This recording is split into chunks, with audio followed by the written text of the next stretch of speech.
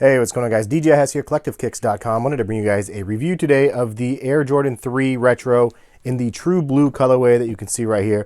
And I want to compare to a couple of the other previous retros that we have had in the past. First things first, this is the last US release, as you can see right here. Price point was $150 on the box. And then for this release that you can see here, price point is $220. So they raised the price quite a bit. And the reason why was the novelty of having the Nike Air on the back versus not having that Nike Air on the back. And then that's pretty much it. That's like the up and down of it. So let's go ahead and take a look at the other ones. All right, so here is a comparison between the other models. So the one in front of that you guys can see right here is actually the sample. You can see that this is coloring a little bit different than the other ones. And this one was the 2009 release. Also notice the elephant print was a lot heavier than the 2011 release, which was the one that was $150 here. So you could see the difference in the elephant print between these two. And then, so this was 09, 2011, and then 2016. So 5 years later, roughly, and we get a pair of sneakers that are $70 more. And one thing that I want you to notice right off the bat is the quality better. And I think that that's definitely not apparent on the shoes, which is kind of crazy because you would have thought that this would have had better quality leather on it. So it has that McDonald's leather, as I've called it in the past, very kind of generic feeling leather comparison to the other like releases that we've seen in some of the other like the cements. I feel like had better leather than these ones. I don't know, maybe I'm completely crazy. You guys leave a comment, let me know what you guys think. But all in all, I think the leather on these are just not very good. That doesn't mean the craftsmanship's not good. I think the craftsmanship is done very well on the shoe.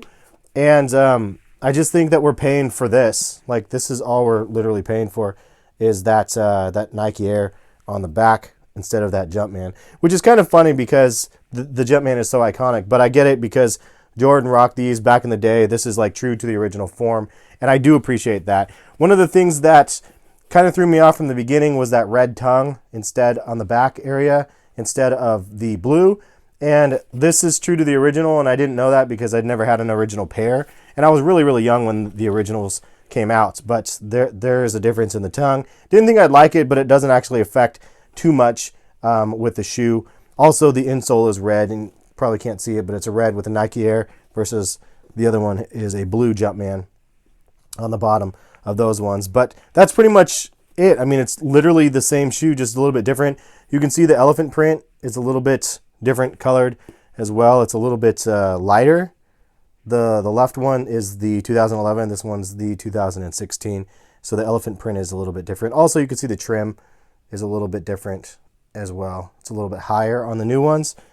And on the back side of it, you could see kind of an up close look at the elephant again. It is slightly different than the other. Nothing on the pull, as you can see behind there, just stitching and just stitching back there. And the paint, as you can see, the paint color is pretty much the same, and I think that they did stay true to the true blue, which is kind of fun because sometimes they shift it and the colors change quite a bit. The color of the outsole does look different as well. You could see it's just a different hue of gray. This one looks a little bit different than this one, as you can see. So there's that. You could see the additional branding on the Nike on the bottom versus a Jordan on this pair. So you know which one is which. And all in all, like, is this going to be one of those ones that I think everybody should pick up?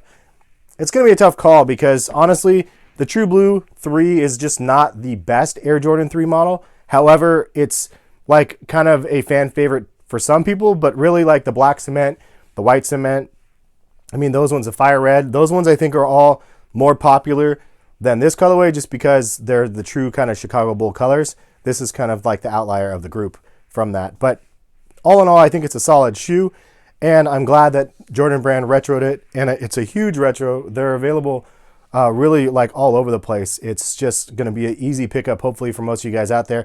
I'll put some links in the description of this video if you guys are trying to cop still. I've been posting them early, and a lot of Thanksgiving or like Black Friday, Cyber Monday sort of deals, I'll be linking to the website as well. So check back and see that if you guys want. But if you guys want to see what they look like on feet, check out this section of the video right here. So what do you guys think about the True Blue Air Jordan 3s? A lot of people are excited to see these back. I was definitely excited as well, minus the fact that the leather quality on the shoe just wasn't that significant of an improvement from the previous version, and we're paying a premium of $70 more just for that Nike Air on the back. But they do also have the added feel to the OG pair, and I do give kudos to Jordan Brand for actually making it look more, I guess, true to form, as you will, for the other one. Now, I do think that this is going to be a hard sellout just because they made probably so many pairs, 700,000 pairs. Who knows how many pairs they actually made.